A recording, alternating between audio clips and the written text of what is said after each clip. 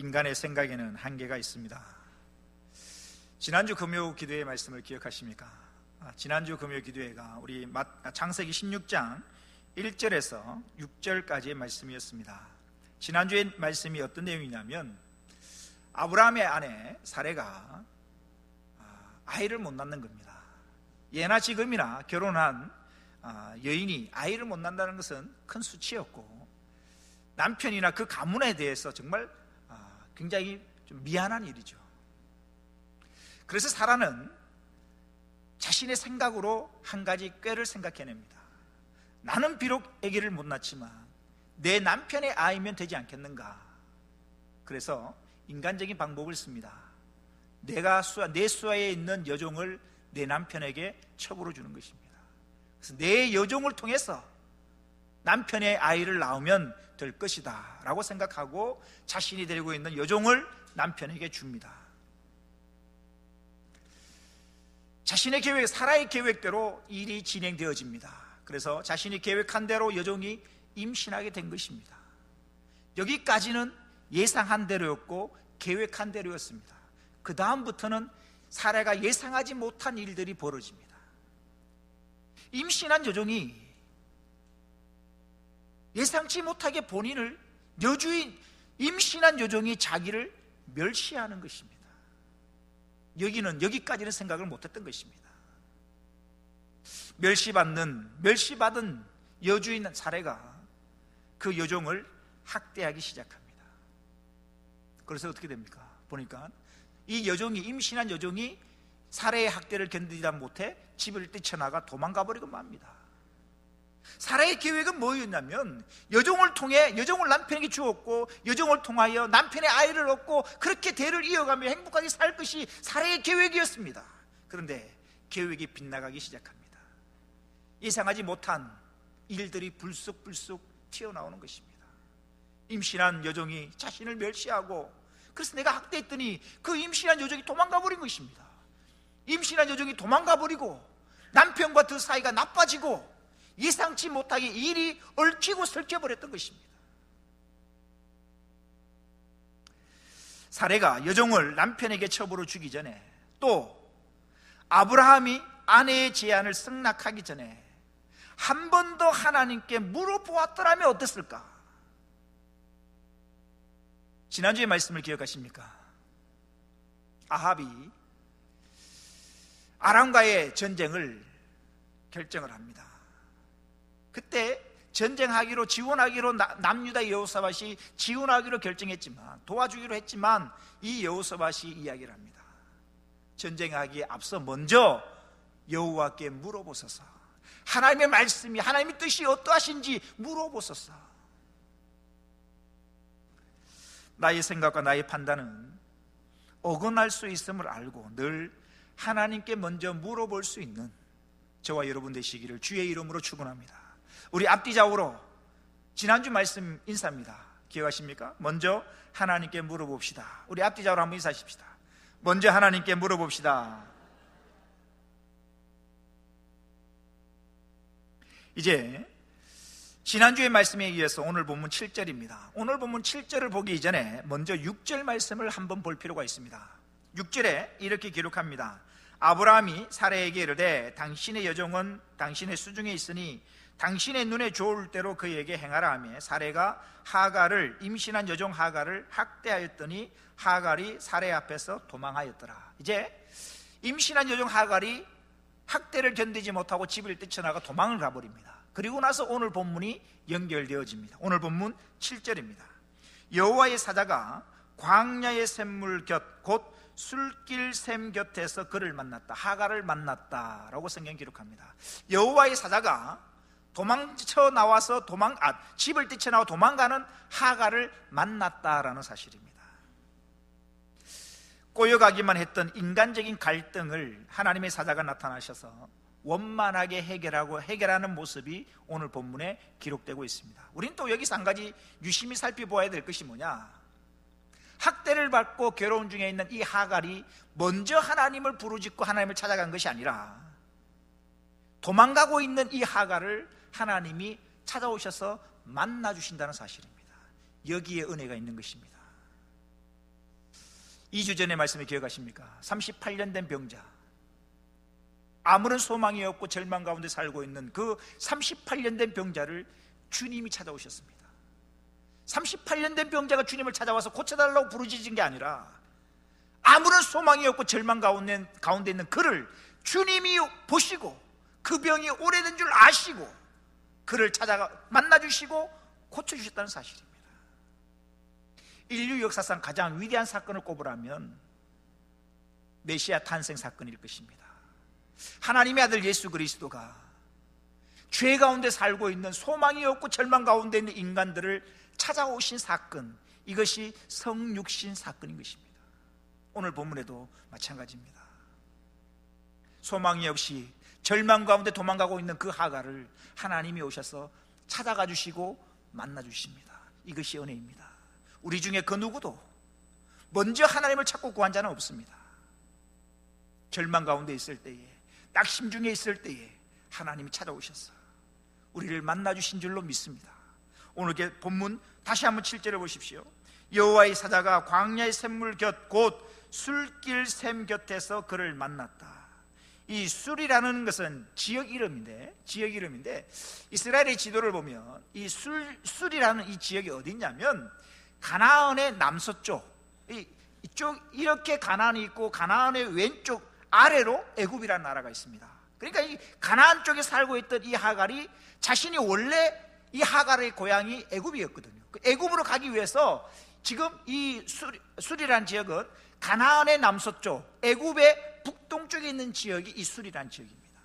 이 술이라는 지역은 그 당시에 큰 무역상들이 주로 다니는 이 가나안 땅에서 애굽으로 지나가는 지름길이고, 이 지름길에 주로 큰 상인들이 주로 다니고 있는 무역 상인들이 다니는 그런 대로가 이 길입니다.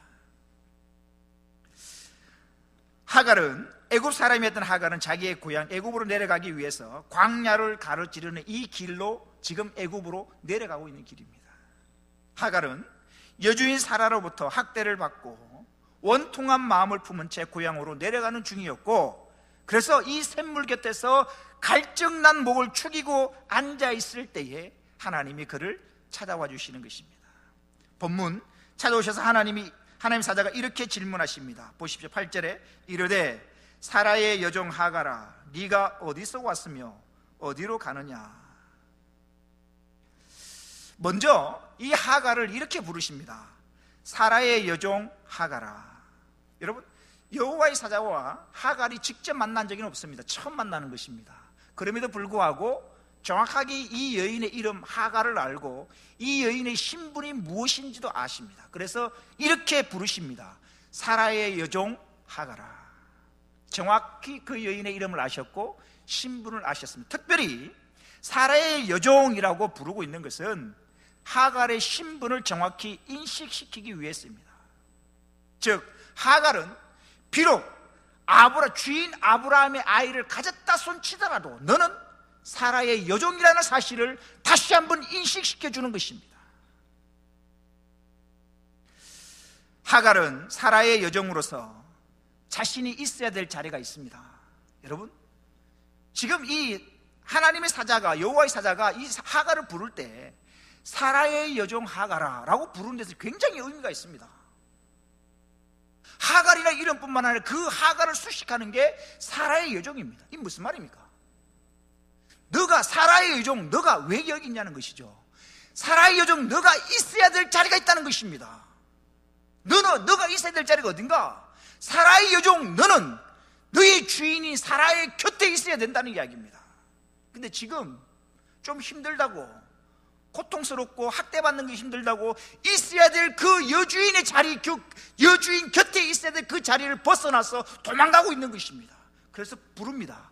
사라의 여종 하갈아. 하갈이 있어야 될 자리가 분명히 있습니다. 힘들다고 도망쳐 뛰쳐나와서는 안 되는 것입니다.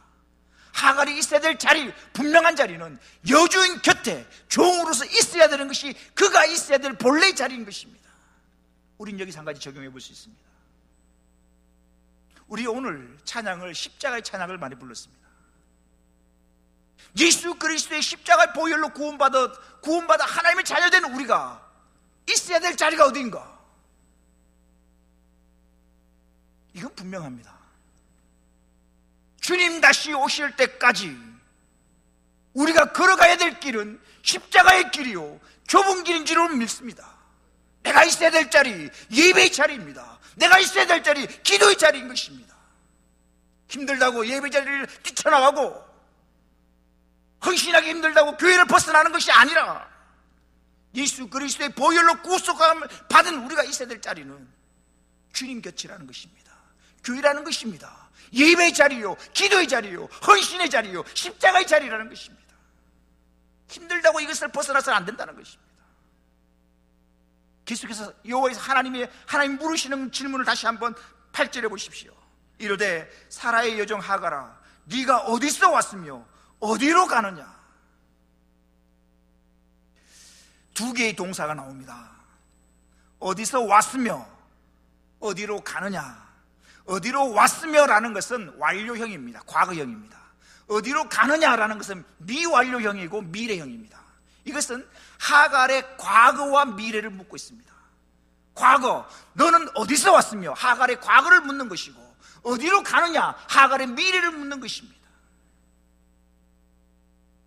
인간은 현재의 일에 너무 분주하기 때문에 과거의 일을 잊고 살고 또 미래에 대한 구체적인 계획을 가지지 못한 경우가 많이 있습니다. 그러나 하나님께서는 과거를 기억하며 미래를 바라보면서 현재를 살아가기를 원하신다는 사실입니다. 과거 없는 현재가 없고요, 미래와 연결되지 않는 현재는 없습니다. 하갈은 하나님의 종 아브라함의 장막에 머물렀던 축복된 과거를 뒤로 하고 우상과 죄악이 범람하는 애굽에서 미래를 보내려고 지금 그 애굽으로 내려가고 있는 길인 것입니다. 이에 하나님께서 하갈이 잘못된 계획을 돌이킬 수 있도록 하갈에게 친히 찾아오셔서 질문하십니다. 사라의 여종 하갈아, 네가 어디서 왔으며 어디로 가느냐? 이 어디라는 질문은 범죄한 인간에게 회개를 촉구하시는 하나님의 대표적인 질문 중에 하나입니다. 어디? 하나님이 먹지 말라 하신 선악과를 따먹고 숨어있는 아담에게 찾아오셔서 하나님이 질문하십니다. 아담아, 네가 어디 있느냐? 무슨 질문입니까? 아담이 어디 있는지 모르셔서 물으시는 겁니까? 아닙니다. 아담아, 네가 어디 있느냐? 네가 있어야 될 자리에 있지 아니하고 네가 지금 있는 자리가 어디냐는 것입니다. 동생 아벨을 죽인 가인을 찾아오셔서 하나님이 질문하십니다. 네 동생 아벨이 어디 있느냐? 주님이 몰라서 물으시는 게 아닙니다. 오늘날 똑같이 하나님은 우리들을 향하여 질문하실 것입니다. 너는 지금 어디 있느냐? 너는 지금 어디로 가고 있느냐?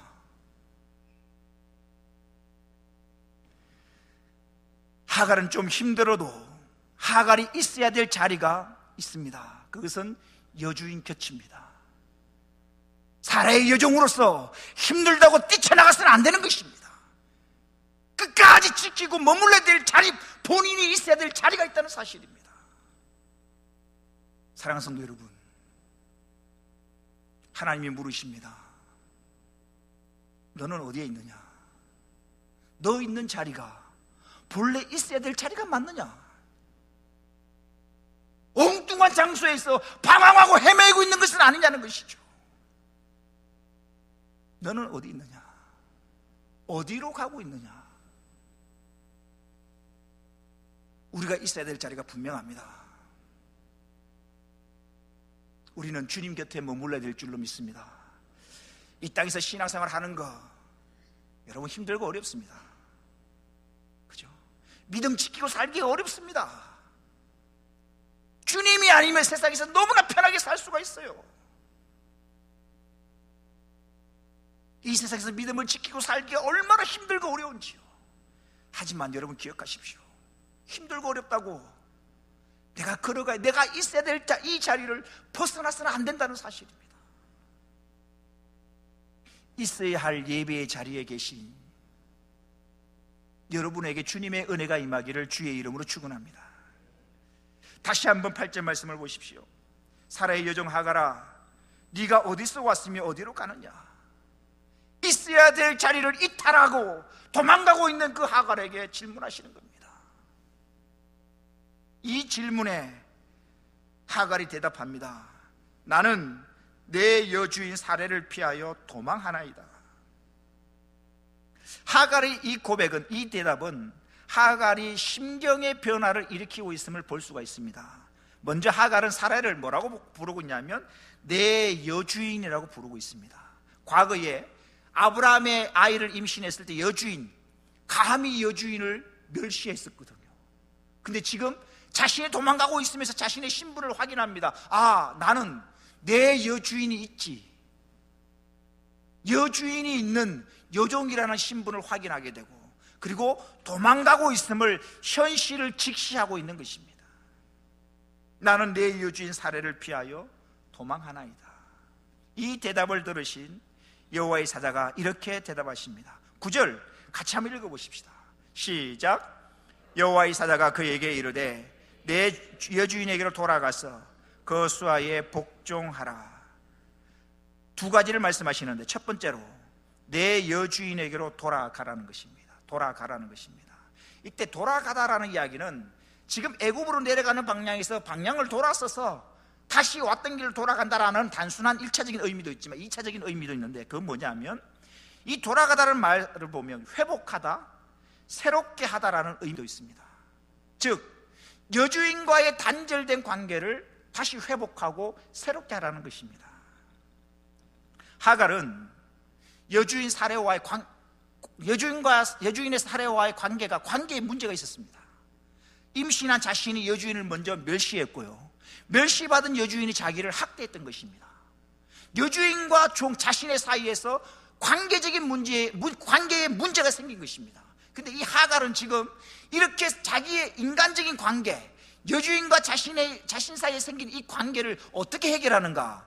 하갈은 지금 도망옴으로써 말미암아 관계를 단절해버리고 맙니다.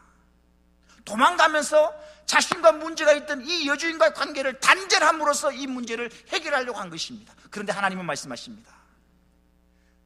끊어버리고 도망가고 단절되어지는 것이 관계를 회복하는 게 아니라, 그 문제를 해결하는 게 아니라 근본적인 방법이 뭐냐? 해결 방법이 뭐냐? 다시 돌아가라는 것입니다. 단절된 관계를 다시 회복하라는 것입니다. 단절된 관계를 다시 새롭게 하라는 것입니다. 이게 주님이 요구하시는 첫 번째 방법입니다. 우린 여기서 중요한 메시지를 발견할 수 있습니다. 신앙생활을 하면서 여러분, 종종 사람들 사이에, 성도들 간에 서로 의견 때문에 다투는 경우를, 의견 트러블이 생기는 경우를 저는 종종 봅니다. 간혹 어떤 분들은 이렇게 합니다. 어떤 성도들과의 서로 관계적인 문제에서 힘들다고 해서 어떻게 하냐, 교회를 떠나버립니다. 교회가 여기밖에 없나? 다른 데도 있지? 가버립니다. 그건 관계를 끊는 것이고 단절하는 것입니다. 주님은 그걸 원하시지 않습니다. 돌아가라는 겁니다. 문제가 있는 그 장소로 다시 돌아가라는 겁니다. 다시 돌아가서 관계를 새롭게 하고 관계를 회복하라는 것입니다. 이게 주님이 원하시는 방법입니다. 우리는 너무나 쉽게 생각합니다. 그냥 끊어버리는 것이죠. 단절하는 것이죠. 이제 당신하고 난 끝이야, 얼굴 안 보고 살아도 난 살 수 있어라고 끊어버리는 것입니다. 근데 주님은 그런 방법을 원하시지 않습니다. 돌아가는 겁니다. 끓끓은 관계 다시 회복하라는 것입니다. 다시 새롭게 하라는 것입니다. 이게 돌아가라는 이야기입니다. 또 하나, 다시 9절 보십시오. 여호와의 사자가 그에게 이르되 내 여주인에게 돌아가서 그 수하에 복종하라. 사라를 여주인으로 인정하고 그의 세력 아래에서 사라가 시키는 일에 복종하라는 것입니다. 여러분, 지금 임신했던 하갈이 여주인의 이 수하에 복종하는 게 싫어갖고 도망온 거거든요. 그런데 주님은 뭐라고 말씀하시는가? 내가 싫어서 도망 나온 그곳으로 다시 돌아가라는 겁니다. 내가 여주인과의 관계가 껄끄럽고 복종하기 싫고 내 고집대로 살고 싶어서 도망쳐 나왔는데 다시 여주인이 돌아가서 여주인의 말에 복종하며 살아라는 겁니다. 나는 싫어서 뛰쳐나왔는데, 내가 가장 싫어하는 그거, 나는 싫어서 손 놔버렸는데 하나님은 그거 다시 하라는 겁니다. 혹시 사랑하는 성도 여러분, 힘들어서 손 놓은 거 없습니까? 힘들어서 모른 척하고 있는 거 없습니까? 주님은 다시 그 자리에 돌아가 다시 그걸 하라는 겁니다. 이게 회복되는 방법입니다.